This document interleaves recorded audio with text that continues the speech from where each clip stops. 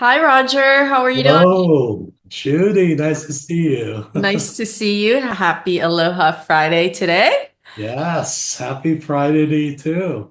Thank you. So, Roger, how did you get into business management consulting and what do you do exactly? Good question, Judy. Well, it's really a series of events Right. leading to where I am today, right? I mean, while we were in college, I was working as a file clerk for Uh-huh. a legal firm, and at one point with Touche Ross, which was an accounting firm, one of the bigger firms at that time. Right. I had dwindled down to just three or four now. I did accounting managerial task at a hotel in San Francisco. Oh, wow. Moved to LA and started working with Ernst and Young in their business management department, mostly really servicing the entertainment clients, right? Mm-hmm. Production companies. Mm-hmm. For a couple of years there, transitioned over to a publishing company in Malibu. Mm-hmm. Again, doing a lot of accounting, transactional, month-end close process. Mm-hmm. From there, I went back to a CPA firm, a local Pasadena firm, worked with nonprofit organizations, got exposure in that space. After a couple of years there, moved to Sony Corporation, located in Culver City, worked as an internal auditor there for 3 years. Oh, wow. Then my son was born, so I moved back to the Valley and worked for Countrywide for a year Mm-hmm. in their internal audit department. And after a year there, of course, my son was almost a year old at that time. So you calculate your jobs according to the ages of your kids. Yeah, it's like you have to be realistic and also, Right. sort of supportive with your spouse Yes. throughout the years in marriage, right? Yes. So yes, I did move from Sony Corp to Countrywide to allow me to be closer to home. After a year there in their internal audit department, I moved back to Sony, Mm-hmm. but this time Sony Pictures. And that's when my career in Sony Pictures in the big studio entertainment industry experience really started, right? So with Sony Pictures, I started in their compliance department for a few years Mm-hmm. before I moved on to project management for shared service centers, which was really most of the work that I did with Sony Pictures in the last 8 years in my tenure there. Wow, that's So because of all that said, yes. I got to work with the chief accounting officer at Sony Pictures for probably over 10 years, right? And Ron McNair, of course. And after Sony Pictures, Ron McNair and I basically partnered up. And, I joined Ron McNair in building Critical Connection, doing what we like doing, working Right. with clients, doing finance, accounting, technical accounting, and strategic work, working with good people and having fun. And our success, their success becomes our success, basically a partnership that we love doing with our clients and team members. That's quite an impressive background, Roger. And those are big firms too. Ernest Young and Sony Pictures. Yeah, that's you have a lot of clout behind you. And I think the combination of working for small, medium-sized private firms in private industry companies, as well as a mix of a public company, right, and a much bigger studio, the mix of all that just helped me as third-party provider, as a partner to our clients now, because our clients is really a mixture of just a variety of different industry clients, right? yeah. With different sizes. Yeah, I was So going to ask you about that who is your customer persona? for the past 2, 3 years, it's turning out to be mostly entertainment studios, right? Yes, that Production makes sense. companies. I think it's the natural attraction from our experience and relationships that's pulling in Hmm. those new production company clients, right? But we didn't really start out with production companies in the entertainment industry. We started out with a tech firm Right. and started working with other companies, industry agnostic, not necessarily entertainment. And eventually, ended up in the entertainment space, and it continues to grow. That's wonderful.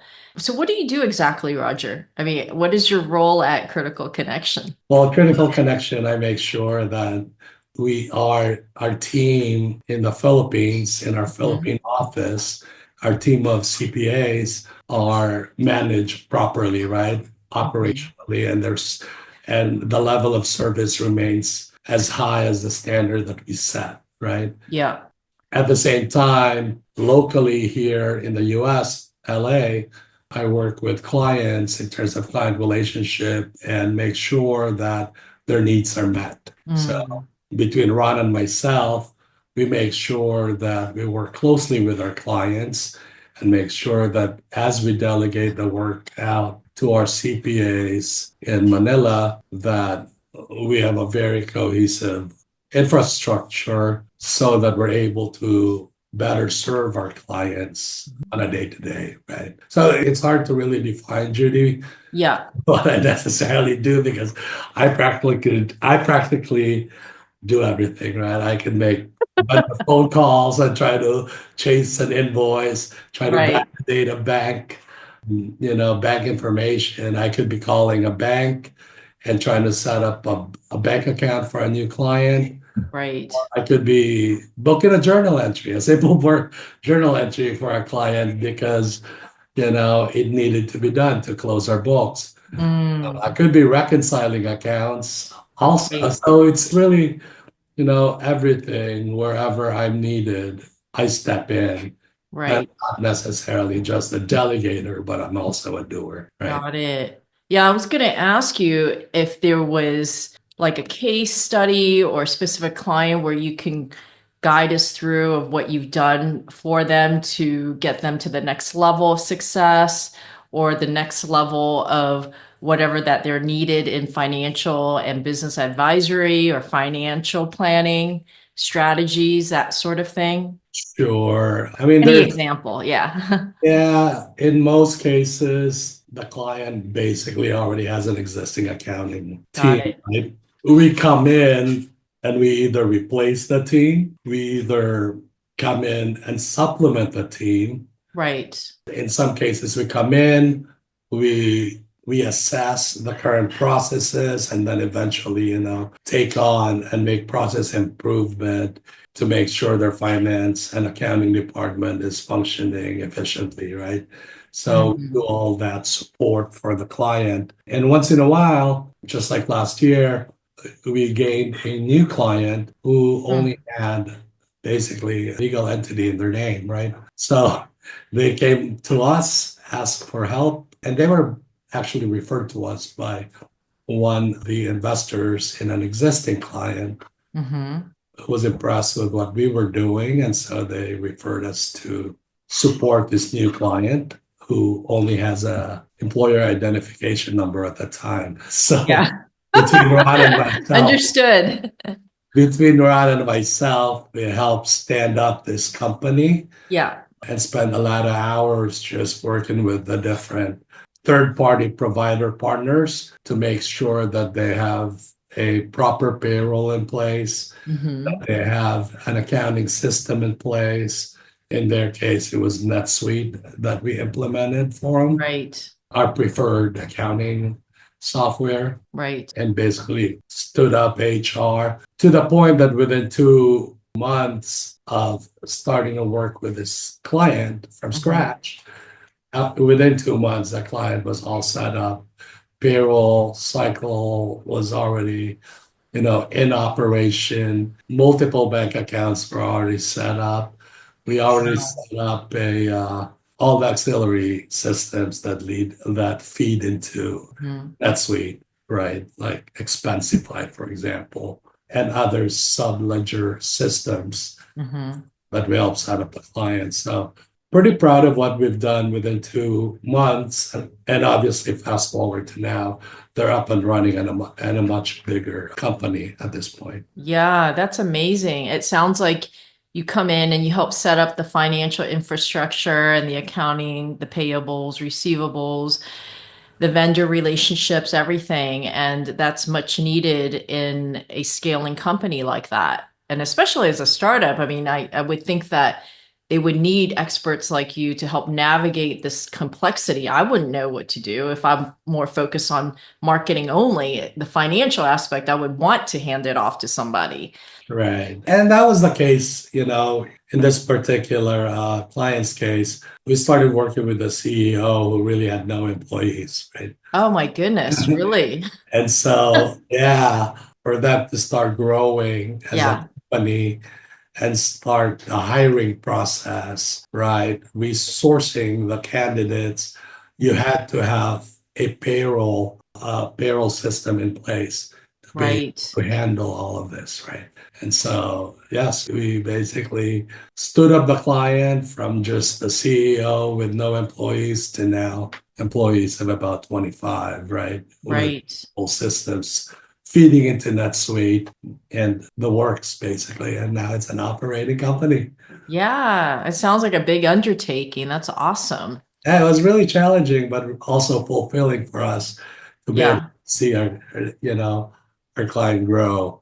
In this case, it was very evident the growth process, and the success of our support in getting them to where they are now. Yeah, that's interesting. You said that. So, do you enjoy the process of helping a client get from, let's say, point A to point Z and working together in partnership? I mean, do you just enjoy that kind of process or that journey? Yeah, I mean, from my background, that's really where I thrive, right? Yeah, Being able to come in, assess the process. I'm a big process risk and assessment guy, right. control guy, right? Because of my compliance background, which really helped out with project management. And Yeah, my experience with project management is really trying to do a process impact assessment up front and how any of these changes, whether it's changing a person, a system, or a process, how does that impact the process overall, right? And what are the risks that you're yeah. trying to mitigate? So, given that lens, is where I really thrive and enjoy doing, whether Hmm. the process already exists or we're creating a process, right? Yeah, that's awesome. Roger, I'm curious, as a business owner, and for most business owners, is there an area where they should keep an eye on, where they should be preparing for now during this economic situation? I mean, I guess I just want to know what is the common denominator to spur success, and what do we need to watch out for? Right. I mean, success comes in different forms, right? Right, Some right. people's success is being able to grow your company with resources in terms of number of employees, right? Hmm. And bottom line, everyone wants to make a profit, right? Correct. But especially for startups and medium-sized firms where they don't have a solid foundation of Mhm. cash and funding sources, Right. I would say one of the key areas that startups should really pay a close attention to and put a lot of importance to is cash management, right? Hmm. Because like most startups, there's always that initial funding from your investors, right? And the spend can go out as fast as you get the cash. So without forecasting your cash, Right. right? Cash coming in versus cash going out over a period of months, if not Hmm. years, right? It will give you a vision of where you're heading, right? Right. And no matter how good your vision is, without cash, you won't be able to finance any of those good strategic goals that you have, Hmm. in terms of, the offering that you have from your company. Without cash, you won't be able to pay your employees. You won't be able to pay your vendors. And then it just, it slowly just it's a chain reaction. And then next thing you know is you're left with, so much liability with not much asset really to, balance that. So Yeah. yeah, I would say cash management would be one of the key areas that they should really, lean in on. So you're saying cash management and leadership essentially is important? Well, leadership, you know, is always the first thing, right? Right. Before even working with a client, what we look for in a new client is how solid is the leadership of this Hmm. company, right? Because with a solid leader in a company, that gives you basically a trajectory of how long this company is going to last or how successful they're going to be, right? Right.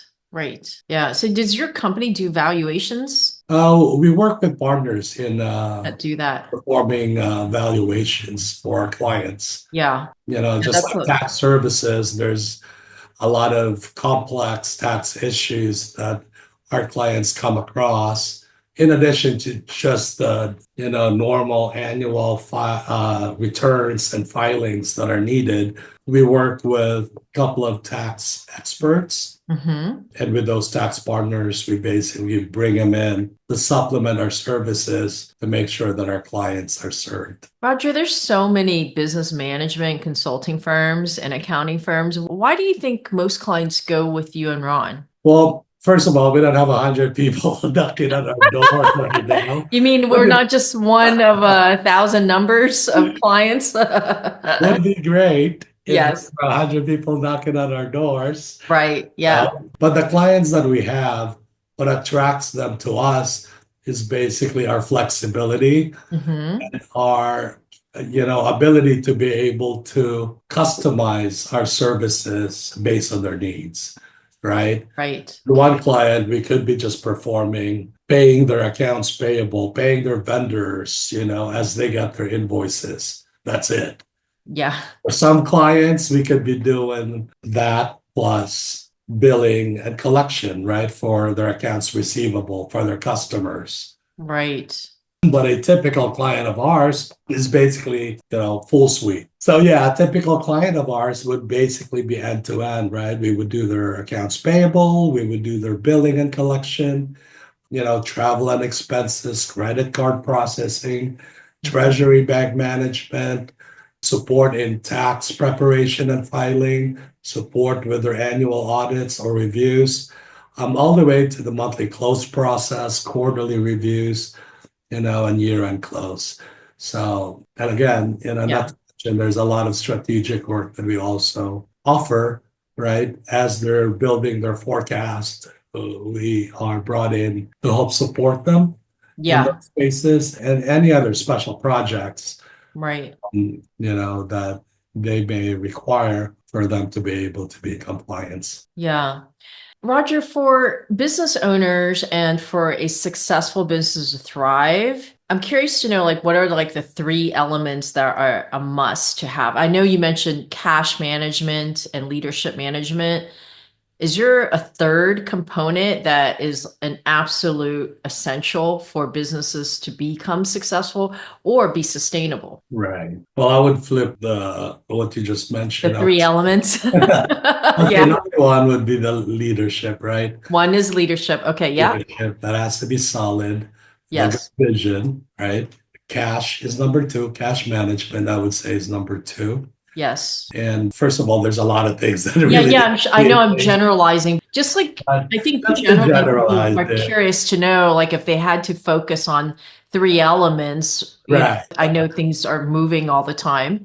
Right. So just to Yes, generalize all very this, general. Yes. leadership, cash management, and I would say your resources, right? Mm, Because a leader is only good as the people supporting them, right? right. And your team's success leads to your success and the client themselves.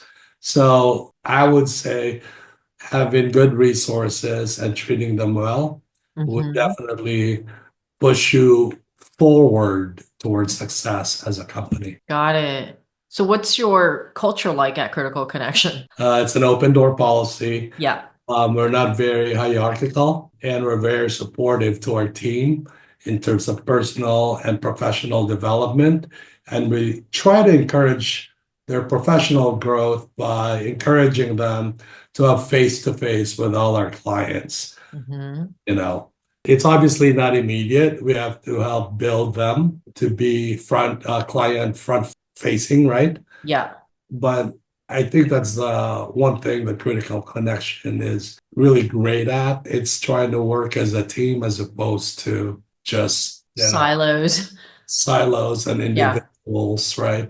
We try to build a good team where when one fails, another one can come in and support them, Mm. right? So Yeah. yes, that's collaboration is big in our work environment. And Right. again, we look to make sure that our team members have a successful professional life Right. and continue to grow in their profession. And between Ron and myself, we are always open. They can either text us, email us, call us at any Mm. time during the day Yeah. when they need to escalate or even just share an idea or a Mhm. thought. That's wonderful. Yeah, it sounds like you're very accessible to the clients and to your own people. We try to be, Yeah. of course, given the workload and the Mhm. very unpredictable nature of just client needs and deliverables and trying to juggle all of that. We're Right. not always as available at that moment. Right. We're definitely quick to get back to, Yeah. clients or our team members whenever the need arises. Yeah. Yeah. That's really important. You may have answered this already, Roger, but what would you say, or how do you provide an extraordinary customer experience for your clients? It's really being a good listener, in my opinion. Mm. I mean, everyone's got the basics Yeah. down, but then when you're working with a client, a lot of times you don't want to sort of override Yeah. them as they're trying to relay their needs, right? So Right. for me, it's really important to be a great listener more than a speaker, right? Hmm. Because as a third party provider, I want to make sure that I understand clients' requirements so I'm able to, either delegate, break down the task needed, delegate them out, and collectively deliver to the client a product that would resolve their needs, right? Yeah, well, Roger, is there any last message that you would like business owners and entrepreneurs to know about, or you have a tip that you might want to offer? Everything that I said is Yeah, pretty much what, the key elements are, right? right. In this space. So, just continue to serve your clients the best that you can. Yeah, Be honest and truthful, right? yes, In your day-to-day dealings with your clients and your team members, right. so that you sort of create a work environment that's not Hmm. only healthy for your clients, and your team members, but also for yourself. Yeah, those are all wonderful tips and love all your guidelines and the content, the material that you spoke about today, Roger. Thank you so much for your time. I know we're already up at our end of our interview, and thanks again, Roger. Yeah, enjoy your Friday, Judy. Thank you. Thank you. Goodbye. Bye bye.